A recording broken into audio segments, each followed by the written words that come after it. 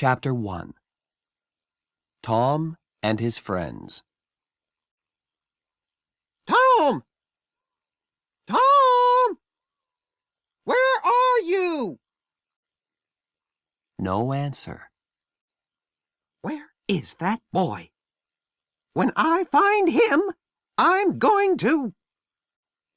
Aunt Polly looked under the bed. Then she opened the door and looked out into the garden. Tom! She heard something behind her. A small boy ran past, but Aunt Polly put out her hand and stopped him. Ah, there you are. And what's that in your pocket? Nothing, Aunt Polly. Nothing? It's an apple. I can see it. Now listen, Tom. Those apples are not for you. And Oh, Aunt Polly! Quick! Look behind you! So Aunt Polly looked, and Tom was out of the house in a second. She laughed quietly. Oh, I never learn. I love that Tom, my dead sister's child. But he isn't an easy boy for an old lady. Well, it's Saturday tomorrow, and there's no school. But it isn't going to be a holiday for Tom.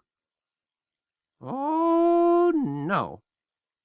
He's going to work tomorrow. Saturday was a beautiful day. It was summer, and the sun was hot, and there were flowers in all the gardens. It was a day for everybody to be happy. Tom came out of his house with a brush and a big pot of white paint in his hand. He looked at the fence. It was 3 meters high and 30 meters long. He put his brush in the paint and painted some of the fence. He did it again. Then he stopped and looked at the fence, put down his brush, and sat down. There were hours of work in front of him, and he was the unhappiest boy in the village.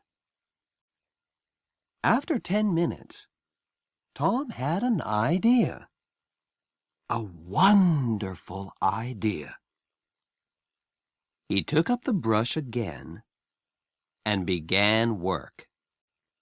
He saw his friend, Joe Harper, in the street. But he didn't look at him. Joe had an apple in his hand. He came up to Tom and looked at the fence. "I am sorry, Tom." Tom said nothing. The paintbrush moved up and down. Working for your aunt, said Joe. I'm going down to the river. I'm sorry you can't come with me. Tom put down his brush. You call this work? He said.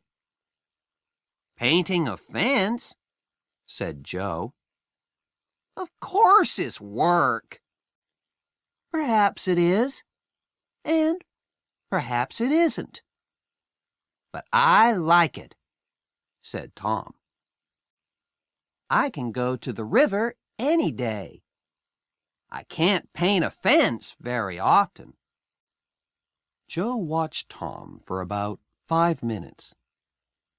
Tom painted very slowly and carefully.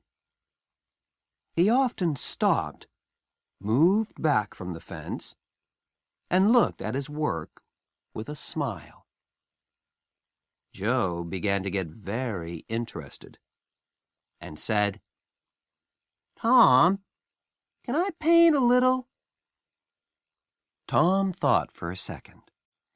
I'm sorry, Joe. You see, my aunt wants me to do it because I'm good at painting. My brother Sid wanted to paint too, but she said no. Oh, please, Tom, just a little. I'm good at painting too. Hey, do you want some of my apple? No, Joe, I can't. Okay, you can have all my apple. Tom gave Joe the brush. He did not smile, but for the first time that day, he was a very happy boy. He sat down and ate Joe's apple. More friends came to laugh at Tom, but soon they all wanted to paint too.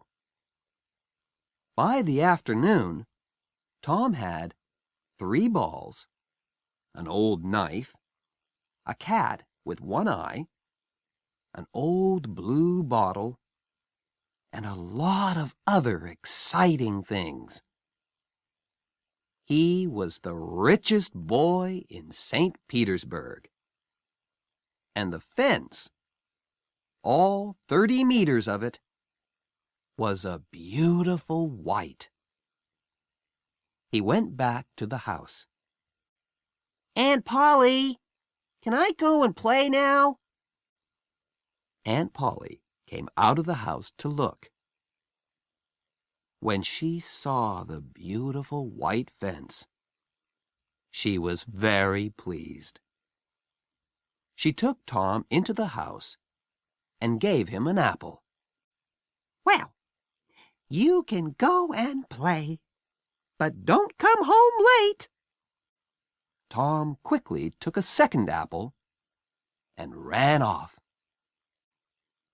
On Monday morning, Tom didn't want to go to school, but Aunt Polly got him out of bed and then out of the house. In the street near the school, he met his friend Huckleberry Finn. Huck had no mother, and his father drank whiskey all the time. So Huck lived in the streets. He didn't go to school. He was always dirty, and he never had a new shirt. But he was happy. The mothers of St. Petersburg didn't like Huck, but Tom and his friends did. Hello, Huck, said Tom. What have you got there? A dead cat. What are you gonna do with it? Asked Tom. I'm gonna take it to the graveyard tonight, Huck said. at midnight. A dead cat can call ghosts out of their graves. I never heard that, said Tom. Is it true? Well, I don't know, said Huck. Old Mrs. Hopkins told me. Come with me and see. Or are you afraid of ghosts? Of course not, said Tom.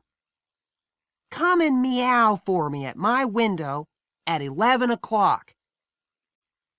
After this, Tom was late for school, and the teacher looked at him angrily.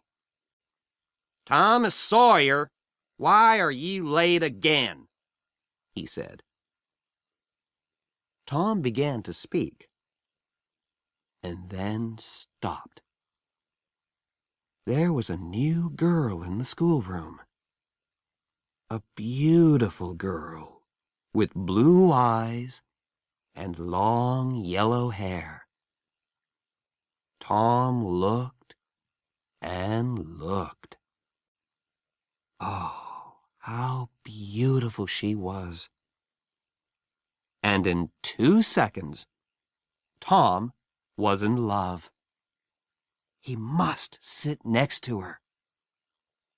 But how? In the girls' half of the room, there was only one empty chair, and it was next to the new girl. Tom thought quickly, and then looked at the teacher.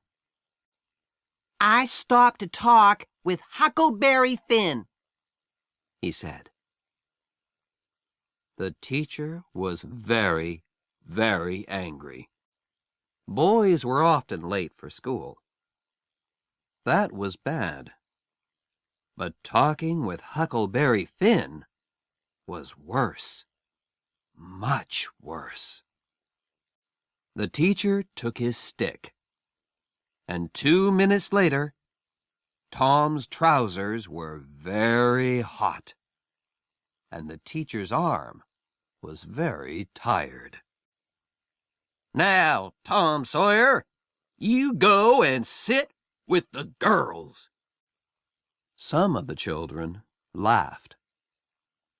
Tom walked to the chair next to the new girl, sat down, and opened his book. The other children began to work again. After 10 minutes, the girl looked up. There was an apple on the table in front of her. She put it back on Tom's half of the table. A minute later, the apple was in front of her again. Now it stayed.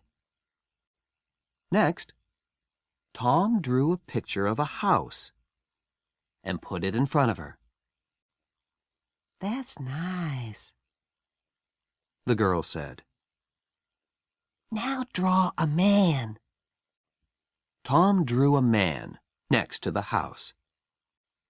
The man was taller than the house, and he had very big hands and very long legs. But the girl liked him. Can you draw me now? She asked. Tom drew a girl next to the man. You draw beautifully. I can't draw pictures. I can teach you, said Tom. After school. Oh, please? What's your name? Tom asked. Becky. Becky Thatcher. Just then, Tom felt a hand on his head. It was the teacher. He took Tom by the ear and moved him back to his chair in the boys' half of the room.